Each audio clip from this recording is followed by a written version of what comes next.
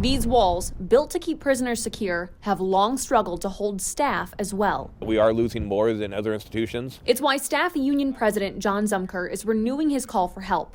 On Tuesday, the prison reported that a staff member was assaulted by an inmate after discovering a contraband cell phone.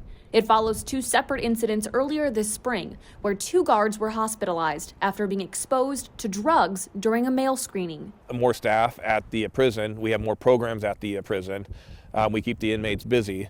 That's what the whole point of programming and rehabilitation is about. Last fall, the Federal Bureau of Prisons awarded Thomson staff a 25% retention bonus. In the last 6 months since we've had the retention, we've also lost over 75 employees that either quit the Bureau or transferred to a different institution. The union says part of the reason is a lack of upward mobility. And just this spring, the prison cut another 5 positions. One was a case manager, the other was a counselor. We had 2 comtechs.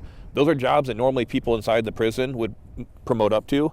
They're no longer there. To help, the union wants a greater retention bonus and a new program. A mail guard system where the mail gets sent to a third-party facility and it never comes into the prison. So there is 0% potential for an exposure because it can't even access the Thomson facility. National Union President Shane Fawzy says the program would prevent even more local hospitalizations. And that includes not only exposures to employees, but inmate overdoses. Ultimately, all of these decisions will be up to federal officials, but local staff are hopeful relief will come soon.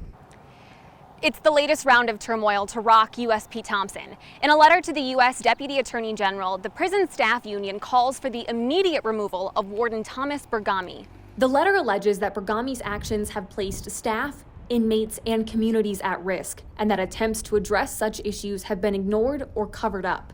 Part of the letter reads, quote, Thomas Bergami allowed and encouraged subordinate leaders under his command to commit whistleblower retaliation and commit safety infractions. It goes on to accuse other managers of violating laws and claims more than 60 staff members have left since Bergami became warden just over 3 months ago. All of this comes as lawmakers have called for a federal investigation into the prison following an NPR and Marshall Project report, which found it to be one of the deadliest prisons in the country. In a letter to the Inspector General, Illinois congressional members Dick Durbin, Tammy Duckworth, and Sherry Bustos cited allegations of prisoners being shackled so tightly it left scars, known as the Thomson tattoo, and prisoners being shackled to beds for hours in their own urine and feces without food or water.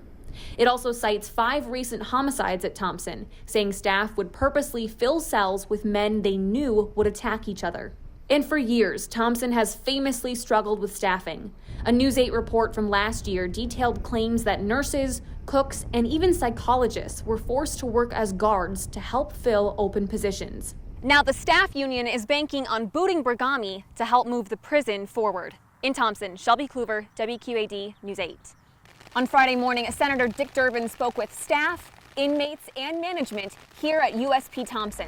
Press were not allowed on the tour, but this was the moment Durbin arrived. His visit came just 1 day after Thomson's staff union called for the immediate removal of Warden Thomas Bergami, and after an NPR and Marshall Project report that called Thomson one of the deadliest federal prisons in the country, detailing instances of inmate abuse and death. But on all of that, Durbin was silent. I'm not going to engage in that conversation. The senator refusing to comment on the union's call to remove the warden. Staff morale is very low here. It's the lowest I've ever seen. I've been in the Bureau for over 15 years. Union President John Zumker claims more than 60 employees have left since Bergami took over this past spring. We need to make a change. We need to focus on the staff morale. We need to focus on training. And that's what we talked about with Senator Durbin today. They made some suggestions for changes. We communicated some of them to the warden and his staff. I hope that they can establish a more cooperative relationship. Earlier this spring, an NPR and Marshall Project investigation found several instances of inmate abuse and at least 5 homicides. But Durbin saying he didn't see evidence of that. I can't say that it's an extraordinary situation. And when pressed on the safety of Thomson, Durbin said what he saw was reasonable. But I would say in terms of the standards that are being used to protect the inmates and the staff, I think this is a reasonable situation from what I saw today. Moving forward, the senator says he will continue to monitor the prison and its challenges. It's the latest round of issues for a federal prison that has seemingly been plagued with them. The staff union at USP Thomson now detailing a systemic pattern of sexual assaults by inmates against staff members. According to the union, workers consistently face sexual harassment and assault, most commonly in the form of inmates attempting to ejaculate on staffers. In one alleged attack, an officer was collecting food trays from a cell when an inmate stuck his penis through a food slot and attempted to masturbate on her. In a letter to the director of the Bureau of Prisons, Thomson's staff union claimed there have been 291 sexual attacks on staff so far this year. The union also claims the situation is becoming more dangerous thanks to USP Thomson's new warden. Back in 2020, the union says there were 971 instances of sexual attacks against staff. In 2021, that number fell to 535.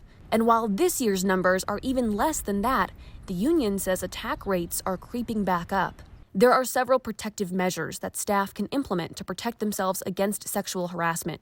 However, the staff union claims those measures were taken away once Warden Bergami took over this past March. You can see the progression of attacks thanks to numbers provided by the union. Back in 2021, there were 77 attacks in January, 40 in February, 47 in March, 44 in April, and then it drops to 27 in May, 23 in June, 20 in July, 18 in August, 16 in September, 19 in October, 19 in November, and 16 in December. Where the attacks drop after April of 2021 is when Thomson staff began implementing protective measures. Now fast forward to this year. There were 24 attacks in January, 12 in February, 16 in March, 12 in April, 17 in May, 16 in June. Then we jump up to 28 in July, 25 in August, 43 in September, 31 in October, and already 39 in November. The union says that spike in recent attacks is thanks to new policies put in place by Warden Bergami. Emails between staff members and officials at the prison, obtained by News 8, also appear to show at least one instance of a female staffer saying she felt unsafe performing a certain duty due to the sexual attacks. The union says she was forced to do it anyway, which led to another attack. News 8 reached out to Bergami for comment and has yet to hear back. And now this issue is getting attention from lawmakers. Illinois Senator Dick Durbin, a Democrat, and Iowa Senator Joni Ernst, a Republican, have both been in touch with the Federal Bureau of Prisons regarding this matter. In a statement to News 8, Senator Durbin saying, "These allegations are serious and alarming, and the moment my office was made aware of them, we called on the Federal Bureau of Prisons to respond to these claims and to take immediate action to ensure the safety of its staff is protected." But so far, the prison is staying silent, keeping both inmates and information hidden behind these walls. In Thomson, Shelby Kluver, WQAD News 8.